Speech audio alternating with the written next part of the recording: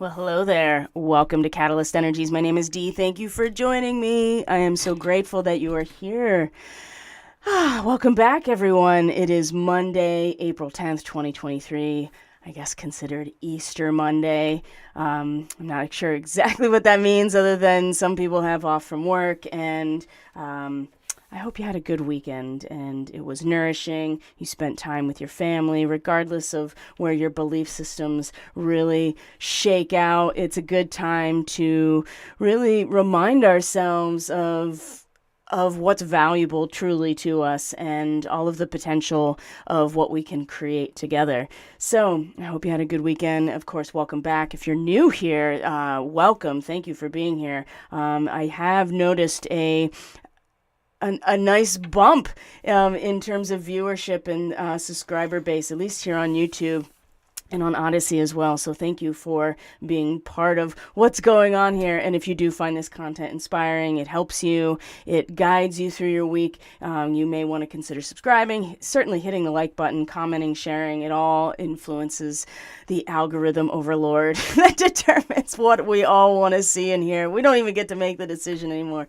We'll just make it for you. Thanks, YouTube.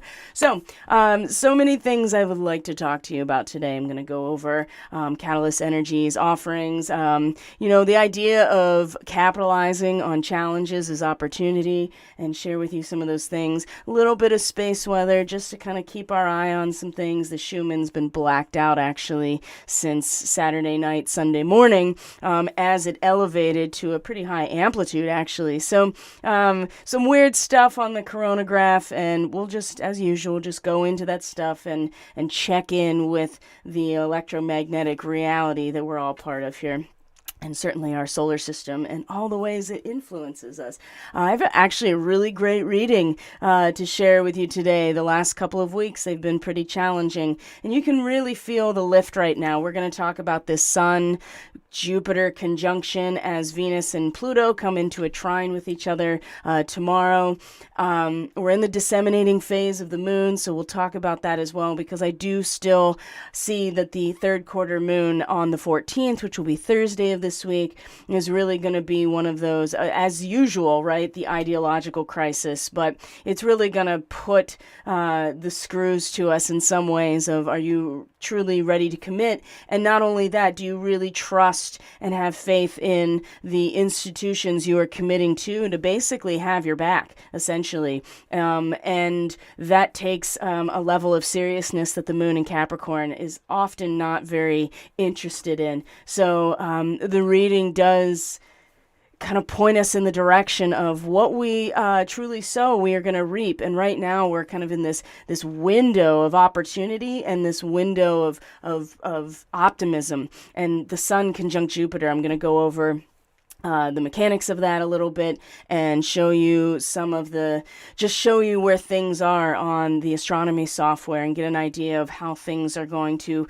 maybe unravel a little bit over the course of the next couple of months. I mean, we do have eclipse season on its way, and June, July, August, September are all within the framework of that eclipse cycle. So we want to give some time to that. But right here in this moment, in the next couple of days, especially as we're leading up to the Sun conjunct Jupiter, this is one of the best. And in Aries, and in the degree of Aries that it's in, there is a lot of optimism that we can capitalize on. We can really be very realistic about our capacities in a positive way, and as the title of this transmission suggests, let's mobilize them. It can be very paralyzing when you realize what you're up against, and but also just as much of a challenge to be like, okay, well, I know I can handle things, and let's dig into it. Let's see what's going on and see how I can capitalize and make the most of the challenges as opportunity. And as we're coming into springtime, at least here in the northern hemisphere, but certainly now on the other side of the equinox point, right? The nodal point of the equinox where the light and the dark from the sun is equal, and measuring a difference and a shift in where we're going in terms of the seasonal cycle. But at least here in the north, we're like, all right, it's time to start putting those seeds in the ground.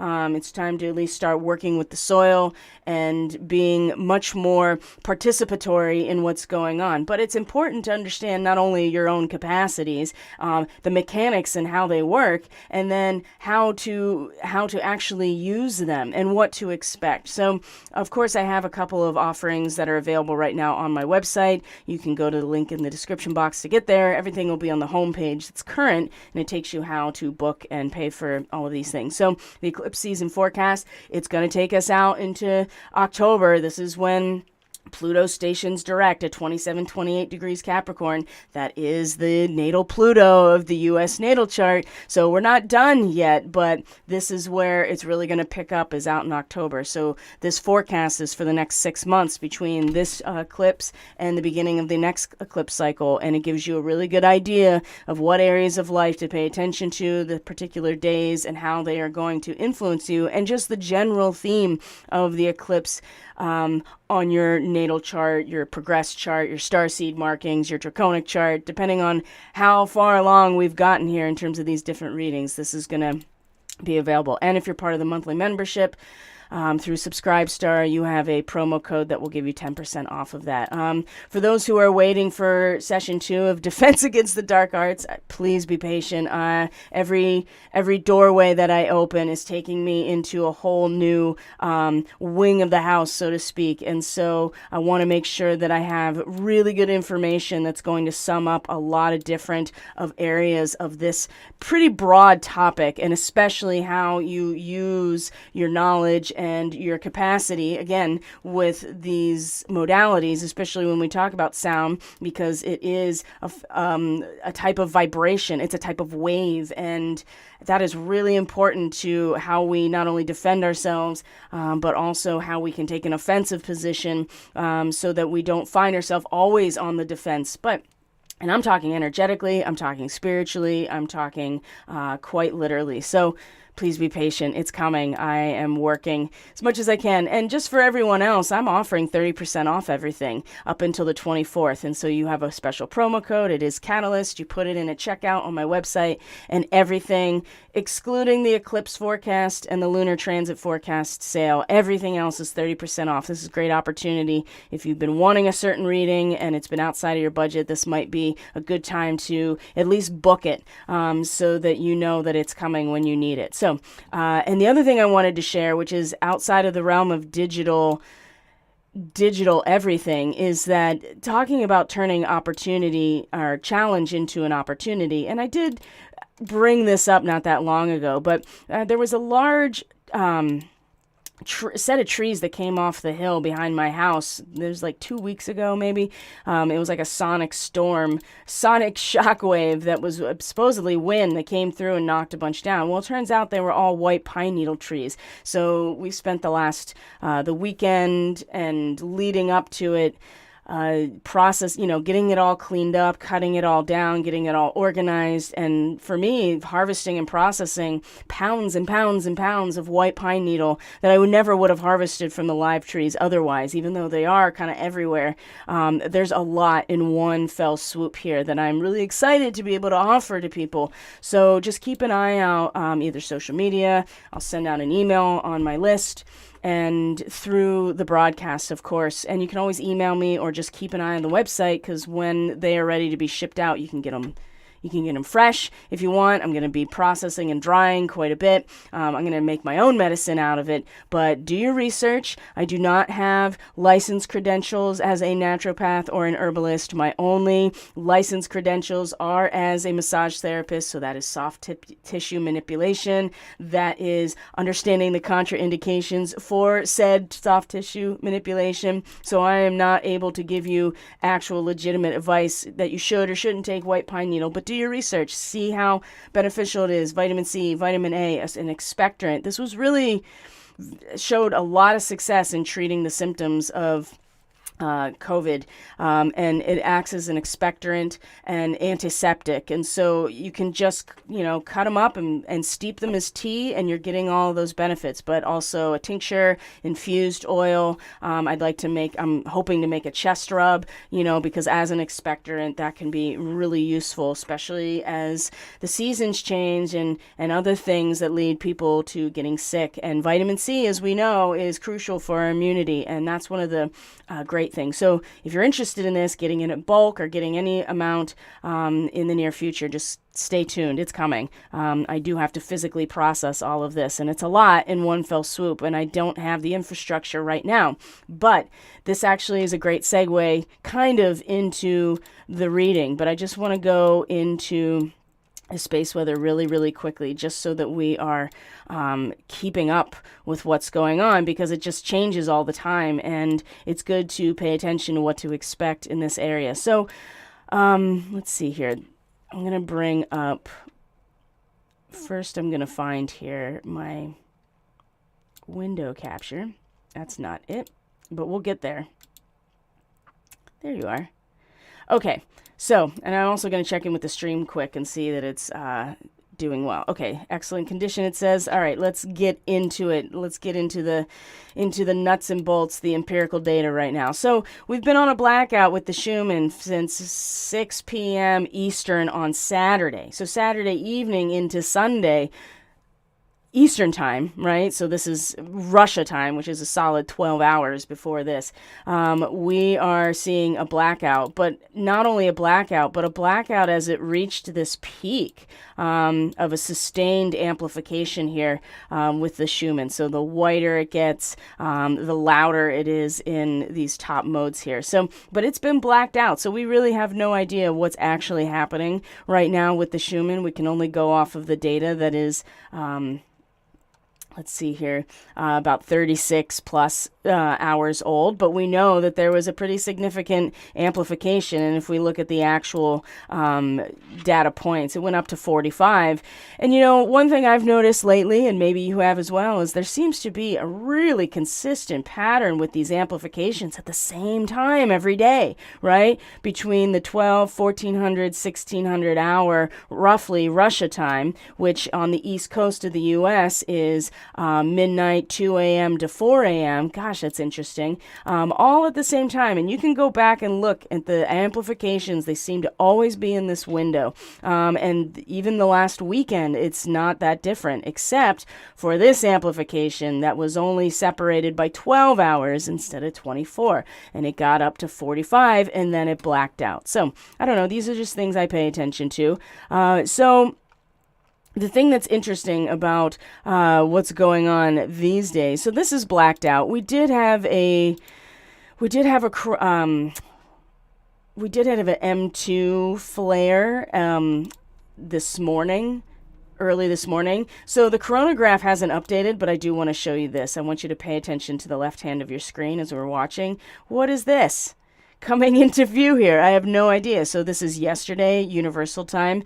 There were some impulsive flares. That was a pretty big one, but they're kind of turning out of view. And then you have this weird whatever coming into view, and you can see it up here in a different frequency of light that it's being measured in. But so it hasn't updated to show the M2 that has just erupted as of this morning, but there are impulsive flares. They're not really sending anything this way, but I just thought that was interesting, and see how long it stays here before they decide to take it off. Or as the day goes on, you get real-time data that is beyond this point. So I don't know, maybe somebody will take a screenshot of it, because I don't know what it is. And so far, I haven't seen spaceweather.com make any, hasn't said anything about it yet. So speaking of which, so this is the sun right now. And what spaceweather.com, right, the official kind of NASA oriented space weather website,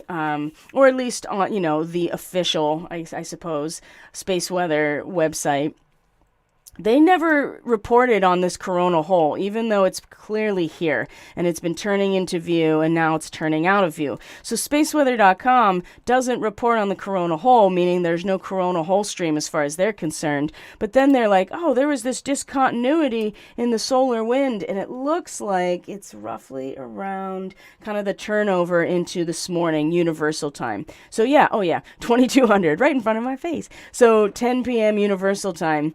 Which would be roughly about, oh, look at that, just when the Schumann went out, 6 p.m. Eastern Standard Time was the last measurement of the Schumann resonance, and 2200 Universal Time is the next day, but also that kind of 6 p.m. So the Schumann stopped being recorded at Thompson University as of 6 p.m. Saturday Eastern Time. This is Sunday, so never mind. I got excited for a reason that doesn't really compute. So, but still, this is 6 p.m. Eastern Time yesterday that they're like, there's a discontinuity in the solar wind, meaning that the particle density is starting to go up, but the wind speed and the wind temperature took a drastic drop. And they're like, we don't know what that is. But if you actually had, I don't know, maybe reported on this coronal hole, then what's happening with the solar wind makes a ton of sense, actually, because this is the influence of the solar wind coronal hole stream coming to us. So I just think it's so interesting that they're like, this is a discontinuity, and it's like, no, if you had actually reported on this coronal hole, which never was on this website, then it wouldn't be a discontinuity that you're like, this is an unexpected CME. No, it's the stream of solar wind. And believe me, I'm not the only one saying this. I am in a lot of ways just kind of parroting what other more informed people in this field also said as of this morning. So, but I also put those pieces together myself and then had that confirmation of like, why didn't they report on this? It would make sense. So the solar wind is enhanced. And even if you look at, let me see here. Here's a different version of it, the solar wind, right? And so it dropped as the density, right? The density of particles started to go up, and the wind speed and temperature took a drastic drop. But even now you can see that it's already come to meet the density. So the wind speed, the wind temperature, the density of particles is all increasing. But there seems to be this connection here where it drops in speed and temperature, but the density gets stronger. And that seems to be consistent with coronal hole stuff and solar wind coming from coronal holes. So I think that's kind of interesting here. And the other thing I want to show you just before we move on is, first we don't need this right now because we're going to go into the reading. But the KP index, right? And so it was elevated coming, midweek, coming into the weekend. This is old. So they didn't even, never mind. Scratch that, rewind. My Uncle Corky used to say that all the time. Just scratch that, rewind. But yeah, the KP index, I'm sorry, guys. The KP index is elevated just a little bit, but for the most part, it's been pretty mellow. So I feel like that there hasn't been, how have you been feeling? Are you feeling optimistic? Are you feeling the lift? Are you feeling this sense of fullness in some ways? I think that there has been a lot of, I am really uncomfortable with what's happening right now, and even a sense of futility, which we'll see in the reading. But we're in this window right now, and when we look at the sun, actually I'm going to show that to you right now, looking at the sun and Jupiter conjunction, and even what's happening. I'm going to wait for that. I'm going to wait for that until we are looking at the astrology so I don't confuse everything. But we're in this window, and even Venus, she's going to come out of Taurus, and she's going to come into Gemini tomorrow, and she's going to be in a trine to Pluto right away, and that makes things very intense. We become very intense. We become very passionate, and it is an air trine. And so Even though there's been a discomfort, I feel like with the moon in Sagittarius right now today, especially as I'm going to show you, not only in the reading but in the astrology chart, that the solutions can come very quickly as long as we get out of our own way. And sometimes we get in our own way because we're just like, oh my gosh, this is so big that I feel like I can't even put a dent in it, or how can I possibly get myself beyond this point? And as if we get out of our own way, the stream comes in very quickly, but we also have to be ready to receive that and act on it just as quickly. And I see that there'll be kind of this moment of opportunity, and it's already in different ways showing itself, but I feel like it's going to reach this climax right now. And we definitely want to kind of jump on that wave in some ways, so that by the end of the week, and as the moon comes into that third quarter, and it's like, okay, we're going into the last quarter and the balsamic phase, and really being challenged at the ideological level here, where all the idols fall away, all of the fluff comes off, and we're just really left with the potency and the potential for what's coming next, which will be marked by an eclipse.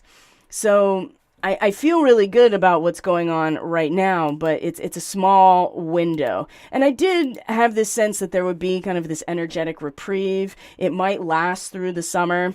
And maybe what that third quarter moon is really representing is not only a third quarter square with the sun for the lunar cycle, but for the sun for the whole season, right? And so perhaps there is more to this than just what's going on right this moment, but I'm definitely feeling it right at this moment. So last week's reading, the only thing I like to bring up and bring to your attention without getting too much into it is just kind of put a pin in this Three of Keys and the Mountain Goat as we go forward, okay? So that's last week's reading. The world reversed, the Two of Discs reversed, the Three of Wands reversed.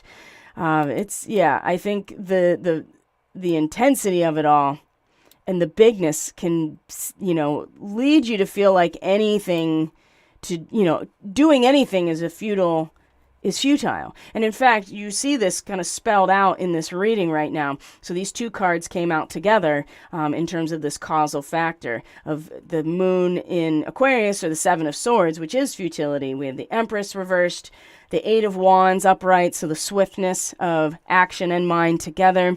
And these are two Mercury cards right away. And so this is something we're going to look at, since we are coming up on not only a Mercury retrograde, but today into tomorrow, Mercury is at its maximum eastern elongation. So I'm going to actually show it to you on the astronomy software, a little video of what that actually looks like. And it's the furthest away from the sun in relation to our position and our view on the dome, right? And so it's already in its retrograde shadow. So where it's going is going to be a lot more of a drawn out process, but we're going to kind of catapult back and then swing back around later in the summer. So this 10 of Discs is leading us out to that point. And the 10 of Discs is wealth. All of the riches unfold, right? Everything that you've put your labor into comes to fruition and is held as the wealth that it is. So Mercury seems to be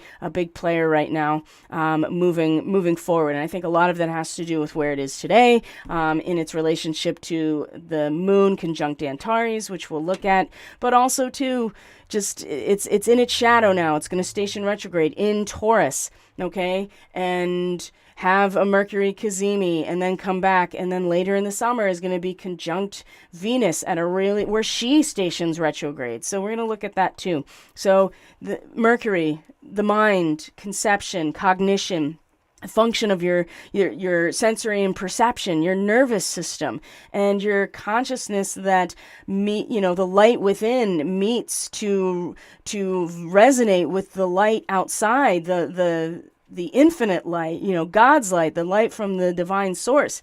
And this is the time of the seedling, right? Mercury rules Gemini. So when it does come out of its retrograde later and moves through the rest of Taurus, it's going to come home to Gemini. And so we'll go into that. I want to stay focused here on the reading. So let's start looking at this piece by piece here.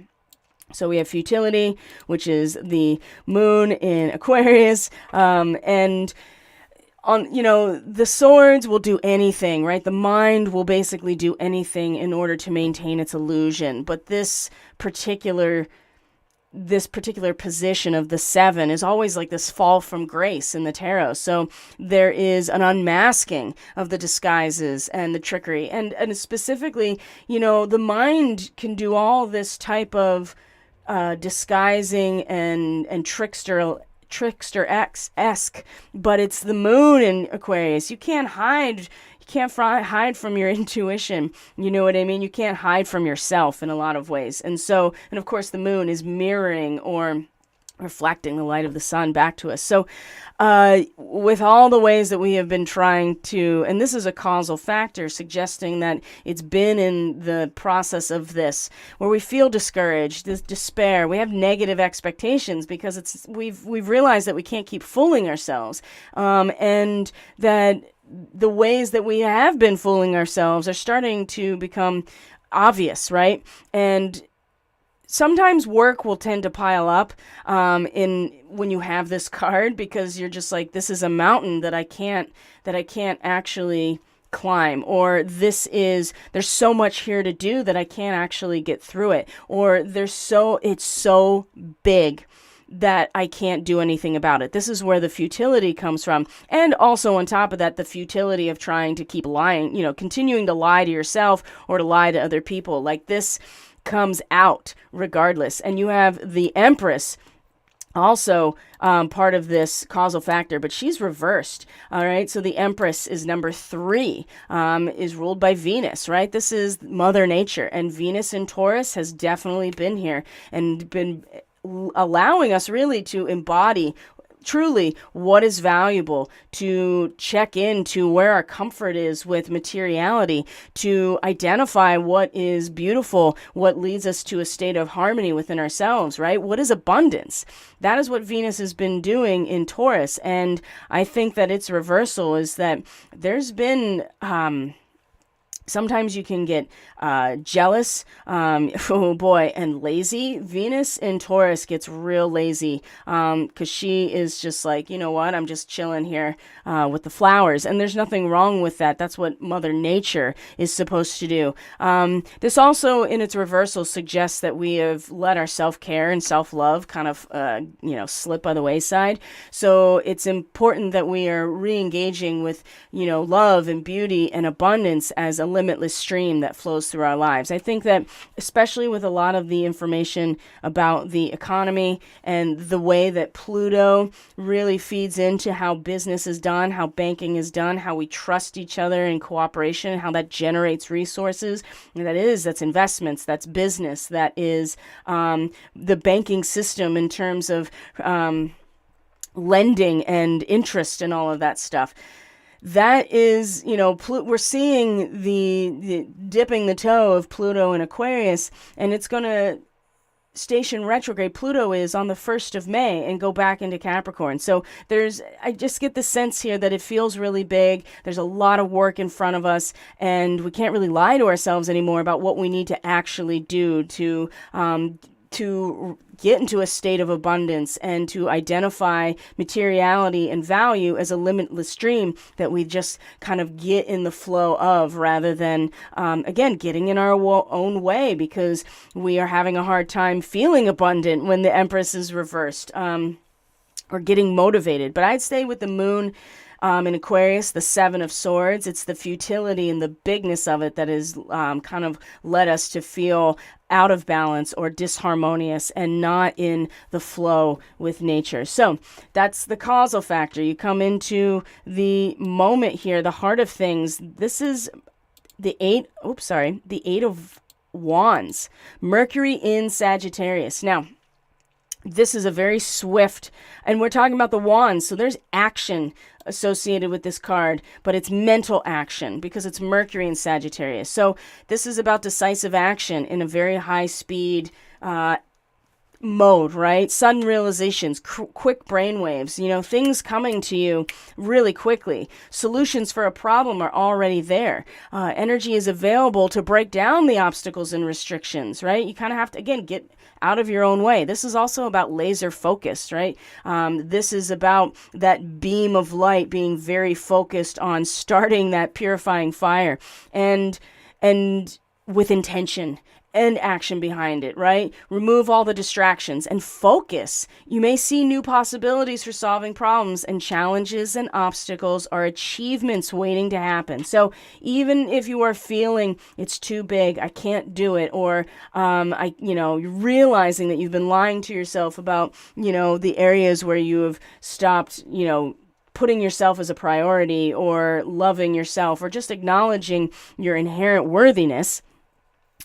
Now at the heart here, it's like, these sparks, these bolts of lightning in perfect configuration, right? And the rainbow. Mercury in Sagittarius is, Mercury rules Gemini, opposite Sagittarius. So putting these two together, Mercury isn't always at its best. And the best thing you can do for Mercury to capitalize on an energy like this, a fire energy, is give it a direction, right? Give it a purpose, give it a meaning, give it somewhere to go. And this is at the heart of things right now. And again, getting out of your own way, honing in on what it is you're trying to do, and really focus your energy there, because it's so easy to get lost over here and being like, oh my gosh, this whole thing is bigger than I can do anything about. No, it's not. This is, the next level in your training module, all of us really.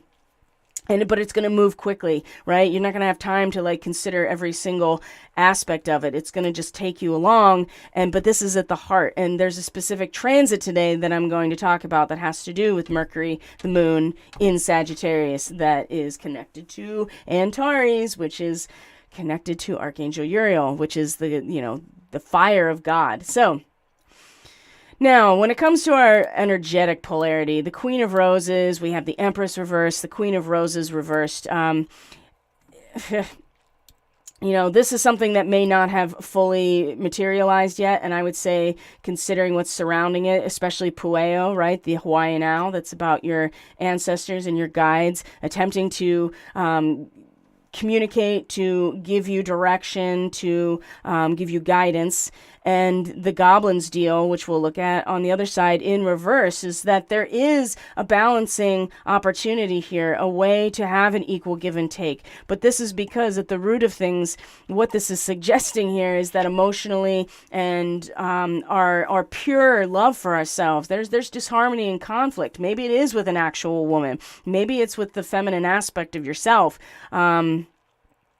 But there's disharmony and conflict with this energy and deep down. And so, and again, when you feel this sense of like, I'm not loving myself, I'm not valuing myself, I'm not in harmony with my own self-love, I'm not caring for myself, then you find that you're kind of perpetuating a cycle of letting go, or a cycle where you're not actually, it's a self-fulfilling cycle. And so this is letting us know that we deep down need to start letting go of people who are not fully present. They're not fully honoring us the way that we honor ourselves and honor the Great Spirit or God, however you conceptualize that for yourself. But also about staying conscious and aware and centered. I think just coming to realization truly that there's something out of balance within us, or with people in our life, or with this energy of self-care and love and honoring that is out of balance, but there is guidance surrounding it that is pretty favorable of getting us back into alignment. And speaking of which, remember I told you to put a pin in the chess game and in the mountain goat, right? So because they came back together, and now the chess game is reversed, and this normally signifies that you're like, I'm done, I'm out, right? Bye, Felicia. When it's reversed, the conflict has grown. So we're aware that the conflict has grown so untenable and unlikely to change. What areas of your life are you seeing that in, or experiencing that? You're going to have to answer that question for yourself, but I guarantee you that there is especially resource-wise. Mercury in Taurus is going to station retrograde. We're really going to have to put our energy towards resources and abundance and inherent wealth and value. What is and how to make the most of that. One thing I think we are becoming very aware of is like, oh, this is not going to change. Like the whole thing is going forward, right? All the negative aspects of Pluto and Aquarius in terms of the smart cities, in terms of transhumanism, in terms of electronic warfare, like all of those things are going forward lockstep, like nothing is changing about it. And I think we're becoming very aware, like, it's time to walk away. Time to make new plans, to put these things behind us, create space for peace and prosperity and promise, right? We see the wealth ahead of us, this 10 of discs. And the inspiration, right? The ability to conquer the obstacles is going to come in real quick. And we have to be ready to just ride it, to like allow it to orient us. But we need to also know what our intentions are. If they're all over the place or we're like, it's too big, it's just futile to even do anything, everything's falling apart. Yes, you're not going to be able to, when that influx of energy comes through you as the scope of your laser, it's going to, if there's a smudge in the lens, we all saw Real Genius, right? What happens if there's a smudge in the lens or something's wrong? It's going to go off. So we want to be clear. And part of that is being honest with ourselves about where we're out of balance and how unbalanced this whole chess game in our vision really is. It's time to create a strategy to move on to new beginnings and stop either spectating, playing the game, being a pawn and not even realizing it, being who's holding this up, right? It's not too futile, but it is very big, and it's important that we are honest about that too. So this is the 3 of keys, and then we have the 10 of discs. And I'm going to be totally honest with you, it popped out once and I put it back because it didn't pop out in a way that I was like, okay, this is definitive, right? It was, there are other cards that popped out, or it didn't, it didn't pop out the way that I wanted. So I put it back and it came back out and I was like, all right, well, I guess this is it, which is great, right? The wealth. Right? Manifestation of the fruits of our labor, okay? Make sure that you know exactly what you want to manifest in terms of the fruits of your labor, because you will get it. When we have aimed all our energies in a single stream of force towards one end, we will attain that objective. It's impossible not to, right? Distribute the excess energy. That's the other thing. You find yourself in this wealthy position, distribute the energy, right? Anything that is not used for creation will be used for destruction or be destroyed. So don't hoard it if you find yourself like really doing well or getting to this point where you're like, oh, wow, it's all, the fruits of my labor.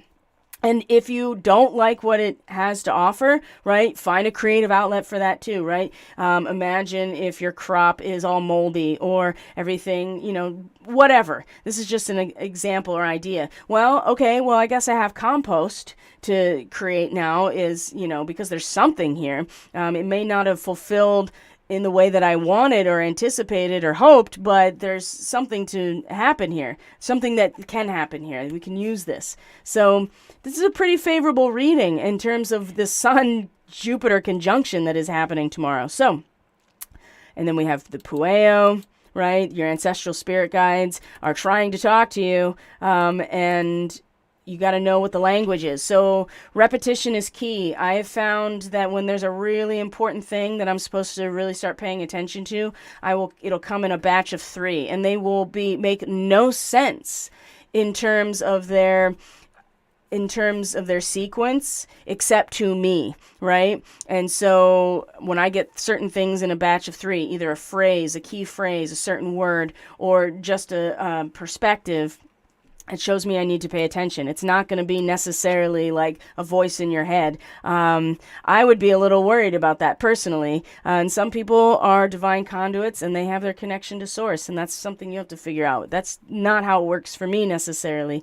Sometimes, but in terms of, hey, get your attention, pay attention in this area, they usually come in batches of 3s and they're specific to a singular thing. So this has a lot to do in this reading with, where is that lack, where are we unbalanced? Where are we not caring for ourselves? Where do we need to keep, perhaps focus more in order to achieve this balance within ourselves, to honor ourselves, to love ourselves? Because when we do that, then we value ourselves. And when we value ourselves, then we are able to create value that can be of service to others. And then you have this reciprocal relationship. So Pueo is about listening to your guidance. Now, the goblin's deal, right, when it's upright, is exactly what it sounds like. Greedy, poor choices, right, sleight of hand, but it's reversed in this reading. And I find that to be really favorable, too, in terms of what we're dealing with, because this is about good deals, an equal give and take, and the word reprimanded, right? So maybe you are dealing with someone in your life that has really just been unfair, has been not honoring you in some way, and has been influencing you not to honor yourself. Perhaps it's time to focus more on the give and take between you and Great Spirit, Source, your higher self, to really nurture yourself and value yourself. And perhaps in that process, things are going to be balanced out with that person, right? Maybe the reprimand doesn't come from you directly, and it's not something that you should be like trying to make happen. That is dark magic. And even praying for something like that, that's not somewhere you want to go. But the universe finds its balance, and so perhaps that reprimand is going to come in some other way. And it's not about being satisfied as much as, okay, as soon as I started honoring myself, these other situations started to balance themselves out. But we need to tap into our own subtle guidance here, and this is what the Pueo, or the Hawaiian owl, really represents, because the owl is a nocturnal creature that can see in the dark. Okay. And so there is something that we're not seeing, that we are getting insight from our trusted guidance sources, that is about good deals and equal give and take, and how to find that balance. Okay. Now, this is really great. The revolution of the sun god Inti. So we're talking about Mesoamerica here in terms of the sun god Inti. Celebration, evolution, inner light. And we have our good friend the mountain goat that came back. But now, remember last week we had Manipura, right? The solar plexus that was in this, and it looked very similar, these yellows, these bright yellows and oranges. And now we have the sun god, the celebration, the evolution, the inner light that is shining forward, all that like kind of Leo energy, which I want you to pay attention to, because that's going to really factor into the astrology portion of that, and certainly Leo is opposite Aquarius, which we have in this reading with the moon in Aquarius. Pluto is in Aquarius. In fact, those two will be in a conjunction over the weekend at 0 degrees Aquarius. So that also could bring a lot of this like, whoa, this is too big, as repressed or deeply buried emotions come right up around these things. So the Leo energy, the energy of the sun, and the fact that Jupiter, which is also a gas giant, is going to come into conjunction with the sun in a very specific way. We can really, again, we can ride that light beam, so to speak, which is what Mercury does. So, but here is the mountain goat again, right? There's something out of balance in your life, and do what you need to do to correct it. And this is where Capricorn and the mountain goat, this is where the third quarter moon is going to be on the 14th as we go through this week that's really favorable, full of a lot of potential and passion and desire and optimism. And then we come into the weekend and it's going to change, and it's going to be in that last phase of the moon. Can we do it? Do we have what it takes emotionally to fulfill, completely commit to what it is we're doing, right? Which is to basically get out of the system as much as we can, or at least get out of the the duality of the white and black aspect that's set up for our own kind of like, here, stay busy over here. And it's like, no, I actually have to stay busy, like planting food and learning how to protect myself and my biofield, right? All of these things, how to live off of the value that is inherently present here. All of these things are going to be really important. But and because the lunar cycle started with the equinox, this is going to spread into throughout the whole season, really. And we have an eclipse, right? So even that, in the last degrees of Aries, even that eclipse is showing that there's not going to be necessarily a lot of new lunar energy coming April into May. It's going to have that distortion. So there'll be a forecast video coming out for the eclipse. And of course, you can book your own forecast if you want to get an idea of what the next 6 months is. But the wealth, right? We will reap what we sow, and we will accumulate the fruits of our labor. So if our labor is focused and intended, and we're not, and we're taking advantage of the moments of opportunity that seem like a challenge at first, we're going to be fine, right? It doesn't mean that it's not going to suck at times. It means that we're going to show ourselves that we are in balance, and that it's our inner light that is guiding us, not what is being projected at us necessarily. And we have to understand what our capacities are in order to mobilize them, which is what the Catalyst Classroom is for, is to understand the mechanics of our own biochemistry, of vibration through sound, through light, how to use tools like minerals and crystals to be in total control of your electrical homeostasis so that you are not left out to dry as that is being targeted through weapon systems. So let's look at the chart now.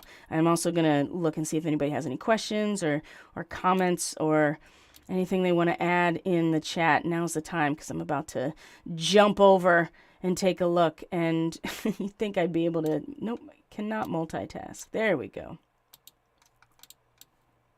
All right, I'm going to bring up the chart. I think the chart is actually, yes, it's already available. And how are you guys feeling? Let us know. I really, this is all about us all sharing our own experiences. I'm not, and I've known this for a long time, but I will keep saying it, like in the healing arts especially, like I'm not healing anyone, which is what Jesus was doing too. He was not healing. He was holding space for people to heal themselves, because it's inherent to being here, is the way our bodies are designed in order to heal themselves. It's pretty remarkable. So I'm going through it just like you are, and being led in certain directions, and we're all in our own seed points right now, which is, where Neptune had been and is going to retrograde back into that degree as well, right? That everybody comes into their own unique creative potential as the cycle comes to an end, and we don't all have to do it the same way. We don't, because we can't, right? Each seed is its own unique expression of source, right? So to think that it all can be simultaneously uniform in the creative process is they're either lying to you, or they just don't understand, or this is a mechanism for totalitarianism. So look at all the blue lines in the chart for today. I love it. There's a lot of balance and foundation. Certainly a little bit of laziness too, because when you have these trines, especially here, you have this fire trine with Lilith and the moon and Sagittarius. But, when you're talking about the action element of fire, having a stabilizing type of force with a fire trine is not a terrible thing to happen, especially when one of the sun and the moon. So let's look at this. Now, the first thing I want to show you. So Erica Walton, oh my gosh, I haven't seen you in forever. I'm so happy I got a notification today. I get to spontaneously jump in. Oh, I've just been thinking about you too. Sorry, everyone. I just popped over to the chat and I was like, oh, Erica, I haven't seen you in so long.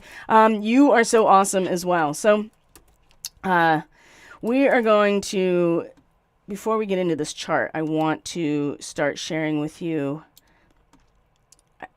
I took this video, so it's going to start moving. So you can see Venus up here. This is the Pleiades right above it. Mercury right now at maximum eastern elongation, the Sun and Jupiter. So what you're seeing is that day to day to day to day, we're going to, oh, look at that. Then the Sun and Mercury come into a conjunction, right? That's going to be on the 11th of May. And as the Sun approaches the Pleiades, and I'm kind of reorienting, you can see that Mercury in its retrograde has gone back to almost Jupiter. And then what you're going to find here, and Venus keeps going on, now Mercury is stationed direct and is moving closer to the Sun again. Now we're getting into June, into July. Up, another Mercury cazimi as it's moving direct.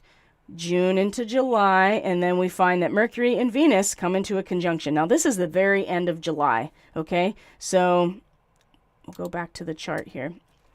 And what I'm going to show you at the end of this broadcast is that time frame. So one of the things to also recognize about the Jupiter-Sun conjunction is that we're looking at it on a two-dimensional plane here so that they are lined up. But what you're actually looking at when you saw how close they were, not only in longitude and latitude, is because Jupiter, yes, is not only parallel to the Sun and is in perfect longitudinal conjunction as well. If you look at it from a third dimensional framework, you're going to see that actually Jupiter's on the other side of the Sun from us. And so Jupiter lines up perfectly in longitude and is parallel to the Sun, and then we're on the other side of the Sun. So the energy from Jupiter comes through and is modulated by the Sun and then comes to us at 22 degrees Aries, which is the gate of all fulfilled desires, right? In the Sabian symbol language, right? Cosmic optimism, everything that we can achieve is going to be shown. And when you have Sun conjunct Jupiter, even just in a longitudinal conjunction from a two-dimensional geometric perspective, this is one of the best transits you're going to get. So there is so much optimism that we can really capitalize on right now. And this is exact tomorrow, along with Venus coming into Gemini and being in a direct trine to Pluto, which will really it'll really get your mental motor going, okay? And depending on where Taurus into Gemini is in your chart, you may see where Venus is embodying energies, what area of life. But this trine is really, the motivation is pretty substantial here. And Venus at 0 degrees Gemini is, you are submerged in the entire unconscious psyche, right?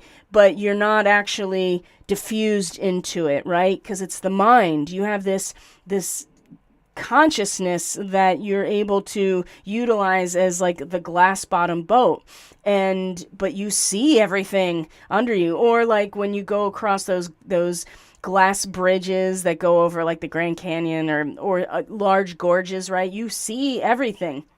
And it doesn't look like there's anything there, right? But there is, and that's the separation, which is your own consciousness and your own sense of value. I feel like Venus, just going through all this time through her home sign, really brought all of this up to our attention. What is our actual value? Do we embody our own value, inherent value, our own inner harmony and beauty? Because then coming into Gemini, it's time to start growing on that and time to start learning about how that inherent value comes into the world right around us, and that's through sense and perception. So if the Taurus part is really the sensory part, the Gemini part is the perception part, and if our sense of inherent value and worth is staying in that futile state where we don't feel valuable or worthy, or it feels so big, what can I do?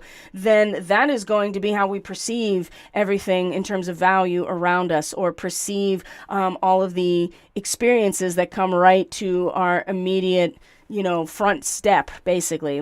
Gemini in the third house is your environment right in front of you and the way you move through it. So Venus, this is a profound moment coming tomorrow of seeing everything in the positive. And I talked about this on the Libra forecast and in the Starseed Fellowship, their weekly forecast, right? The rose colored glasses, they're going to be on, and we're going to feel it, and we're going to be like, wow, I am so motivated to actually capitalize on this moment in a positive way, looking at humanity as in a positive way. But it's going to be right after, as the week progresses, and then we get into the third quarter moon. Venus is going to square Saturn as she goes through Gemini. Actually, making those changes is going to meet some resistance. So, I like today's chart. Like I said, there's a lot of blue lines here. So, let's kind of just go through it. Now, I wanted to go back. So you can see that there's going to be all these trines with the moon, with Chiron and the sun and Jupiter as we get to the end of today, right? So all these Sagittarian energies of like our inner strength and internal sense of meaning, right? Well, we're going to really feel it, right? That 9 of Wands is the moon in Sagittarius in the tarot, right? Where he's all beaten up and battered, but he's still clearly victorious, right? That's part of the friction, the fire that goes along with Sagittarius. But we go back a little bit and we look at this quincunx with Mercury. And this is happening in the middle of the night, early morning, depending on where you are. And you see here that the moon is actually in a conjunction with Antares, right? The fire of God, Archangel Uriel, and the heart of the Scorpion. That's the other thing to keep in mind about Antares. It is a fixed star in the heart of the Scorpio constellation, the heart of the Scorpion, right? And so there's opportunity here that really presents itself, and the heart has to be true, because that's going to be what really stimulates the stinger to, or that laser focus. So the quincunx, it just requires an adjustment, because they don't seem to fit, because where Mercury is like all of humanity is important. In fact, my mind and my mental energy is completely consecrated to humanity, pure altruism in this degree. And the moon over here with Antares is just like, I'm going to strike where my heart leads me to strike, and I'm going to capitalize on this opportunity.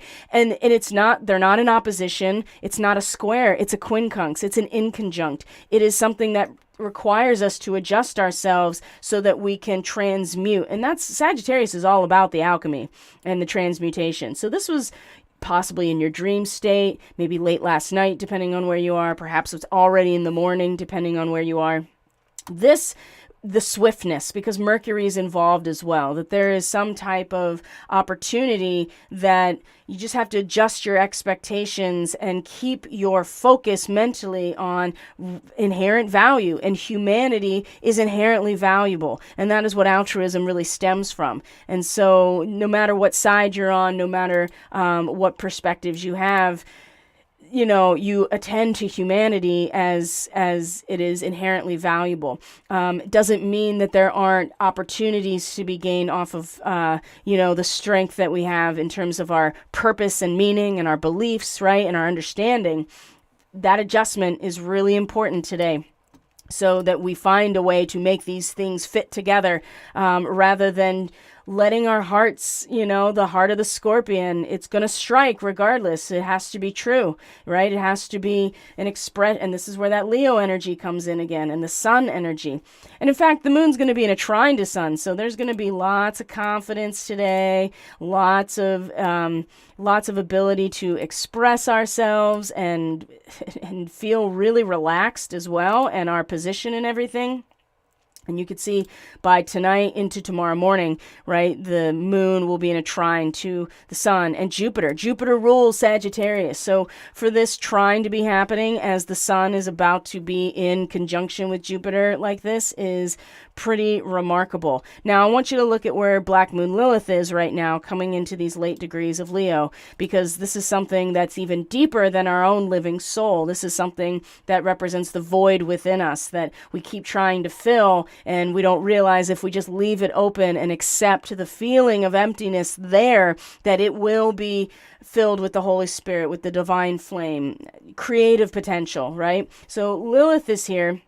And in fact, you see that this is actually a grand fire trine with Lilith in Leo, the moon in Sagittarius, and the sun in Jupiter, pretty much coming into conjunction with each other. So this fire trine is really important tonight into tomorrow to also give a sense of, where that focus is, and the ability to be able to, I don't want to say fake it. It's not about fake it till you make it. It's more about staying true to yourself in order to then be able to have this sense of, I don't want to say victory. That's not the right word, right? What you're capable of. And when you are true to yourself, then you get to come home, right? There's this bluebird perched on the fence of the cottage energy here with Sagittarius, and with Leo, it's like, you are able to truly focus your energies and really consolidate that energy, not as a hoarding, but to release it, to express it, to make it available to everyone. But it has to start with a recognition that it's even possible. And I feel like the sun and Jupiter together is going to be that kind of like, hey, let's bless this focus, where we're going, what we're trying to accomplish here, what we want to grow into. The challenge is that you don't become so over-identified with it that you don't allow the transits of the moon to guide all of us through this process, okay? And that's going to become really apparent when we get to the third quarter moon, which is on the 14th. So still lots of, and then there's the Venus trine Pluto at 0 degrees, and 0 degrees is Alcyon. It's the main star in the Pleiadian star cluster. So we're still in Pleiadian territory right now, and fully embodying the spectrum of experience, coming into a conscious awareness of, duality and idea now. So let's see here. As we go through the week, a lot of these blue lines maintain themselves. But when we get to the third quarter moon, this is, again, Wednesday into Thursday. This is where things are going to get a little interesting. So the first thing to see here is that the moon will come into Capricorn, and it's going to start squaring everything in Aries. So that's where you know that you're going to feel it one by one by one. The moon in Capricorn, that's going to be like, hey, time to get serious in our inner landscape here and our emotions. And the moon is a detriment in Capricorn. She doesn't want to be there. She wants to be down here where Mars is in Cancer. It's like safe and secure and wrapped up. And Mars is just like, well, I'm just tunneling deeper down into the soil here to see, and to get these root systems to go deeper, and very protective of this energy, very committed to this energy. But the moon, especially when the moon is opposite Mars coming into this day, we're definitely going to feel that kind of like, I want to do something about it. And really being emotionally motivated to act when that might not be the best. That might not be the best. But, the good thing for the folks who are going to be receiving their Catalyst Weekly Astrology Report, because we'll be able to talk a lot more about that in depth on that forecast. So you're already going to feel it, right? Coming into Thursday, you're going to start feeling the squares with Chiron, with Jupiter, with Sun, and they're going to be all blissed out, especially the Sun and Jupiter, all blissed out in Aries. And Mercury's still moving direct, right? And the moon will trine Uranus, and that's pretty good. There'll be a sense of like, where does your where do you feel provided for emotionally? Where is political power? What does that mean to you? I think that's going to be very helpful in terms of this moon trine Uranus. But then after that, it's just going to be square, square, square. And then we come into the actual third quarter square. And pay attention to where Lilith is. She's come into Virgo now, okay? So there's the square right here. The sun square the moon. And yeah, we are definitely, again, all blissed out, identified with all the influx of spiritual energies, and it's a cornucopia of possibility. And the moon is going to be like, okay, well, are you going to be able to commit to this process fully? Are you going to commit to this process knowing and truly trusting that everything you need is going to be provided for? I hope. I mean, and you'll right away, the all of the things, all the idols, all of the things, that the fluff is all going to start getting stripped away now at this point, Thursday into Friday. And like I said, square, square, square, square. And then basically the moon's going to just square all of this all the way through Capricorn into Aquarius. And it will trine Venus in that brief moment there, but then it'll square, square, square all the way until it basically meets Saturn in Pisces. Oh boy. So Thursday, and we talked about, the moon meeting Pluto like this at 0 degrees Aquarius. And the other thing that I want to mention here is no, not hour by hour. Look at, now the challenges begin. So first you see a T-square with the nodal axis. So the moon on, what day is this? Thursday. So we haven't even gotten to the weekend yet. The moon comes into a conjunction with Pluto. There's a T-square with, look at this, a T-square with her own nodal axis at that point as well. And this is when Venus and Saturn start to come into their square right around this time. So even going into Thursday evening into Friday morning, the T-square with the moon and the nodal axis is going to be exact. You're going to see that Saturn is also in a much more favorable aspect to the nodes. And Venus is going to come into that square with Saturn over the weekend. And that can really just restrict a lot of things. It can just kind of make you feel really alone. It could make you feel very unworthy. And specifically in this case, what you're going to find is that it's going to really put a damper on the things that you are attempting to revolt against. You're like, okay, I know what's not, I need to start taking action, or at the very least, I need to start embodying this capacity to take action or to move past what's established. And Saturn's like, sure you do. Sure you do. And it's not to say that you can't. What I'm saying is that that's going to be a really restrictive moment on Friday when this square starts to come in. Now, like I said, Saturn is in a favorable aspect to the nodal axis. And I've been talking about this for a while because this is so present at the eclipse, which will be a week after this. It'll be on the 20th. So this sextile to the North Node in Taurus is, even discarding the past, which is where we're going, whether we like it or not. The North Node, we're being pulled in this direction to learn to let go of what has been. Even that has its own beneficence, its own sanction, is its own sacredness. And Saturn is in Pisces is always kind of like, it's not the futility of the moon in Aquarius, but it's definitely Saturn in Pisces is like, I am getting squeezed, every drop out of me. And it's going to be hard, but we can really make the most of that with that sextile. But Venus, is wanting to be a lot more comfortable, and her way of doing that in Gemini is to actually, again, how are we perceiving this situation? I think that we're going to have a pretty good idea of how we're perceiving what we have been sensing when she comes into a square with Saturn, because it's going to be very difficult to get motivated. And there's nothing wrong with struggling with this. These squares are where we really learn the most here. And the moon will be moving through Aquarius, right? Just like we had that futility.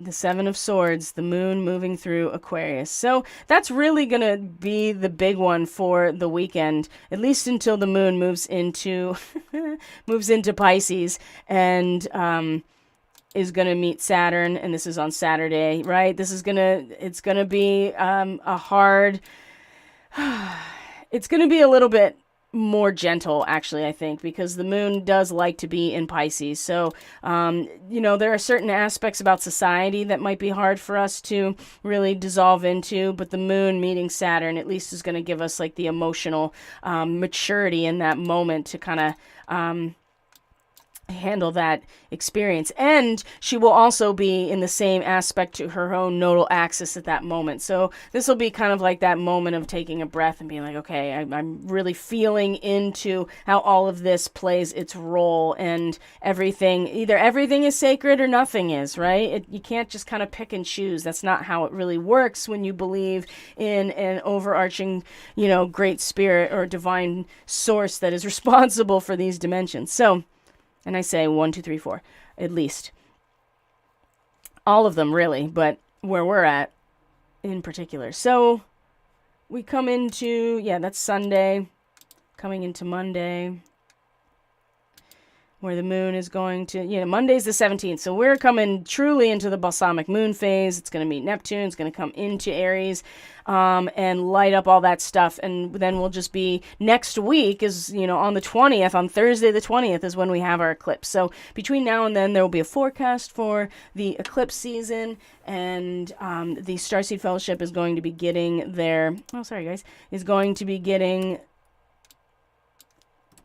is going to be getting their weekly report, their weekly astrology report that will be coming out, Catalyst Classroom. I am still working on it. And don't forget 30% off my entire website minus the eclipse reading. And still, if you're a Libra Aries person, you want a lunar transit forecast, or if you're Taurus and Scorpio, this is the last eclipse cycle related to the nodes in your signs. So if you're also Taurus or Scorpio and you want to get a lunar transit forecast and get ahead of things, you can book it at the sale rate as well. But otherwise, 30% off everything in my store. I really appreciate all of you so very much. I appreciate you being here. Eric, I'm so glad you were here. Thank you. I hope everyone is doing well. Please take care of yourselves. Take care of each other the best you can as we go into this week. And I hope you have a really good week. I'll see you next week. Thank you for everything. Ta-ta.